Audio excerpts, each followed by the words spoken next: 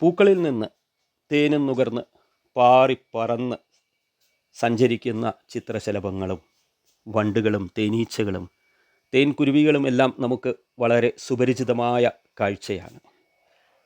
പൂക്കളിൽ തേൻ ഉള്ളപ്പോൾ അവർ ആ പൂക്കളിലേക്ക് സമീപിക്കുകയും അതിലെ തേനെല്ലാം നുകർന്ന് അവരിൽ ഒരാളായി അവർക്കൊപ്പം ആ സമയത്ത് നിലകൊള്ളുകയും അതിലെ തേനെല്ലാം വലിച്ചെടുത്തതിന് ശേഷം അവർ മറ്റൊരു പൂ തേടി അകലേക്ക് പറന്നു പോവുകയും ചെയ്യും.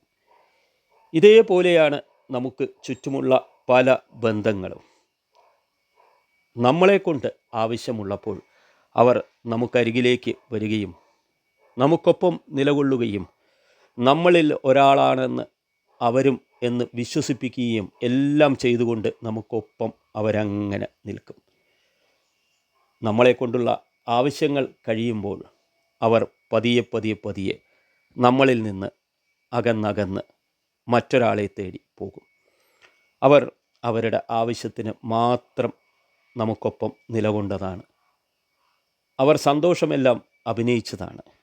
കാരണം അവർക്ക് ആവശ്യമായിരുന്നു നമ്മുടെ സാമീപ്യം. അപ്പോൾ ഈ സത്യം മനസ്സിലാക്കാതെ നമ്മൾ അവർക്കൊപ്പം നിലകൊണ്ടു, നമ്മളിലൊരാളാണെന്ന് വിശ്വസിച്ചു. എന്നാൽ ഇതിൽ നിന്നും വിപരീതമായി മറ്റൊരു കാഴ്ചയും ഈ പ്രകൃതിയിലുണ്ട്. സൗരയൂഥത്തിലെ ഈ പ്രപഞ്ചത്തിലെ ഭൂമിയും സൂര്യനും ചന്ദ്രനും നക്ഷത്രങ്ങളും അടങ്ങുന്ന ഈ നക്ഷത്ര സഞ്ചയങ്ങളിൽ ഒരിക്കലും വേർപിരിയാതെ അവരെങ്ങനെ നിലകൊള്ളുകയാണ്. അവരൊരിക്കലും വേർപിരിയണം എന്ന് ആഗ്രഹിക്കുന്നില്ല. കാരണം അവർക്കറിയാം ഒന്നിനെ വിട്ടാൽ മറ്റൊരാൾക്ക് നിലനിൽപ്പില്ല.